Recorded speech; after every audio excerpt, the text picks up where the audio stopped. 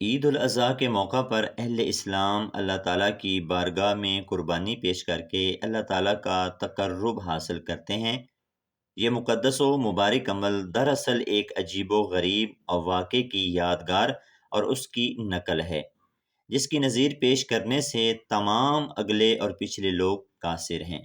اس واقعے کا تعلق دو عظیم شخصیتوں سے ہے، ایک حضرت ابراہیم علیہ السلام اور دوسرے حضرت اسماعیل علیہ السلام۔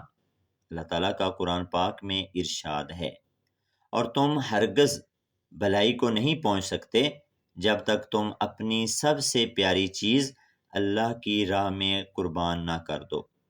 محترم ناظرین، یہ بات یاد رہے کہ جو بندہ اللہ تعالیٰ کے بہت ہی قریب ہوتا ہے اس کو سخت آزمائشوں کا سامنا کرنا پڑتا ہے۔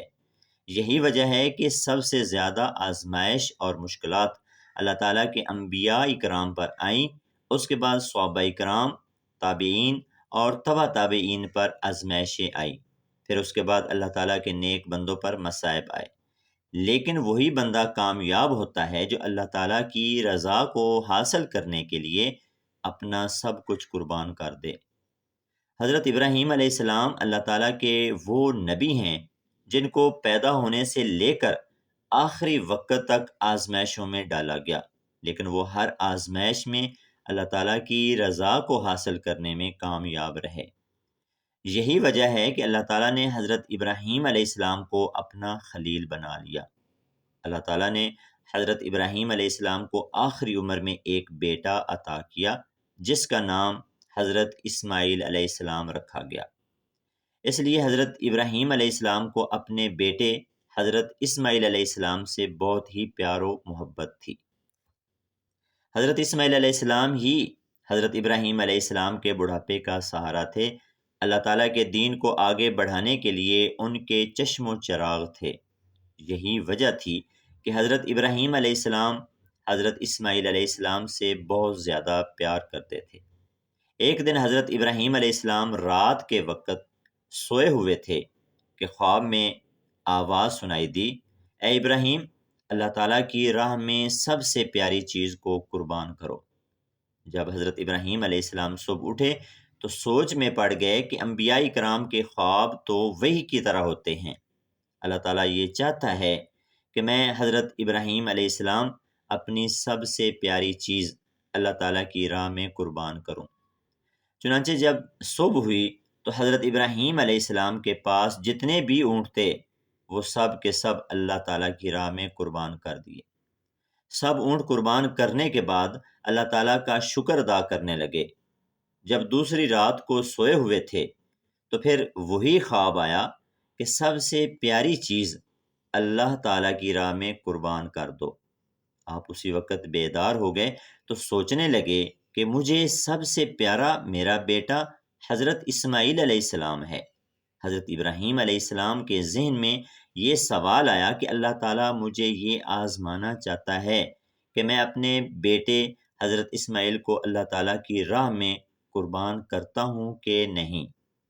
حضرت ابراہیم علیہ السلام نے سوچا کہ میں کل حضرت اسماعیل علیہ السلام کو اللہ تعالیٰ کی راہ میں قربان کر دوں گا۔ اگلی صبح ہوتے ہی حضرت ابراہیم علیہ السلام اپنی بیوی سے فرمانے لگے کہ میرے بیٹے اسماعیل علیہ السلام کو آج اچھا لباس پہنانا، اس کو اچھے طریقے سے تیار کرنا، میں نے آج اپنے بیٹے کو ایک دوست کی دعوت میں لے کر جانا ہے۔ حضرت ہاجرہ علیہ السلام یہ بات سن کر بہت ہی خوش ہوئی۔ حضرت ہاجرہ علیہ السلام نے خوشی خوشی سے اپنے بیٹے کو تیار کر کے اپنے شوہر کے ساتھ بھیج دیا۔ حضرت ابراہیم علیہ السلام اپنے بیٹے کو قربان گاہ کی طرف لے کر جا ہی رہے تھے کہ شیطان حضرت ہاجرہ کے پاس آیا۔ شیطان نے حضرت ہاجرہ کو کہا کہ حضرت ابراہیم علیہ السلام آپ کے بیٹے کو دوست کی دعوت پر نہیں بلکہ قتل کرنے کے لیے لے کر جا رہے ہیں۔ اس وقت حضرت ہاجرہ علیہ السلام فرمانے لگی، میں اپنے شوہر کی نیت کو اچھی طرح سے جانتی ہوں، وہ کبھی بھی یہ حرکت نہیں کر سکتے۔ ہاجرہ کا جواب سن کر شیطان کہنے لگا کہ حضرت ابراہیم علیہ السلام نے اللہ تعالیٰ کی طرف سے یہ خواب دیکھا ہے کہ حضرت ابراہیم علیہ السلام اپنے بیٹے کو اللہ تعالیٰ کی راہ میں قربان کریں۔ حضرت ابراہیم علیہ السلام کے حکم اللہ تعالیٰ کے حکم کی تعمیل کرنے کے لیے گئے ہیں۔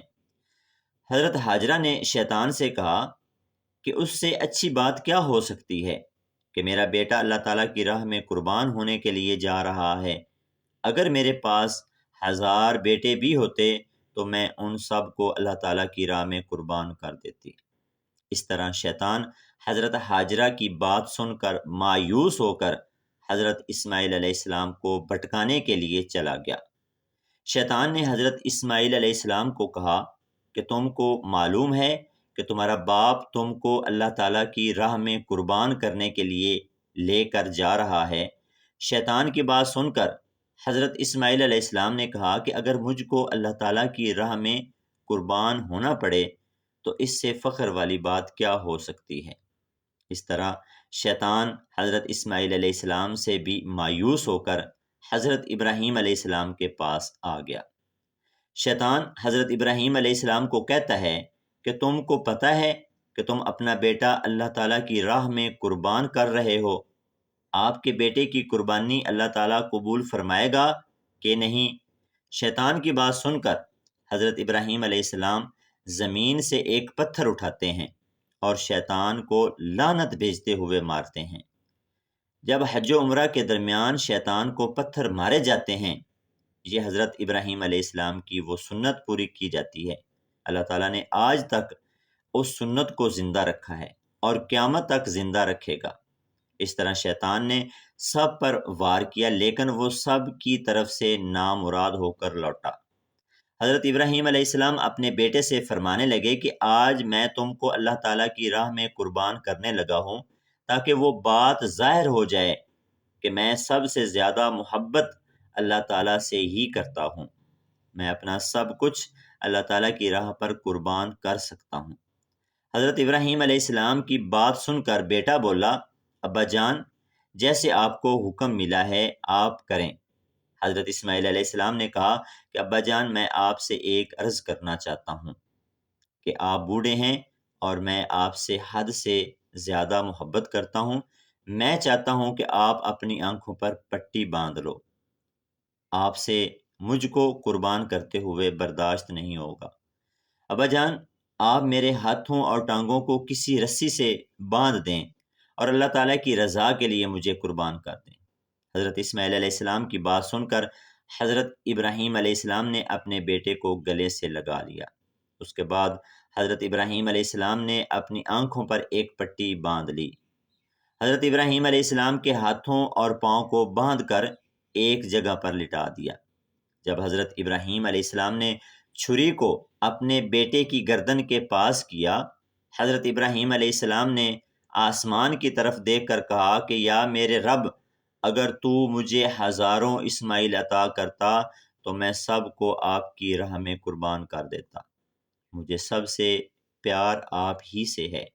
جب حضرت ابراہیم علیہ السلام حضرت اسماعیل علیہ السلام کی گردن پر چھری پھیرنے لگے تو اللہ تعالیٰ نے حضرت جبرائیل علیہ السلام کو حکم فرمایا کہ جنت میں سے ایک دمبا لے کر حضرت اسماعیل علیہ السلام کی جگہ پر لٹا دے۔ ادھر اللہ کے پیارے نبی اپنے بیٹے کی گردن پر چھری چلا رہے ہیں۔ وہ چھری حضرت اسماعیل کی ایک گردن پر نہیں چل رہی تھی کہ اس چھری کو اللہ تعالیٰ کی طرف سے کاٹنے کا حکم نہیں تھا۔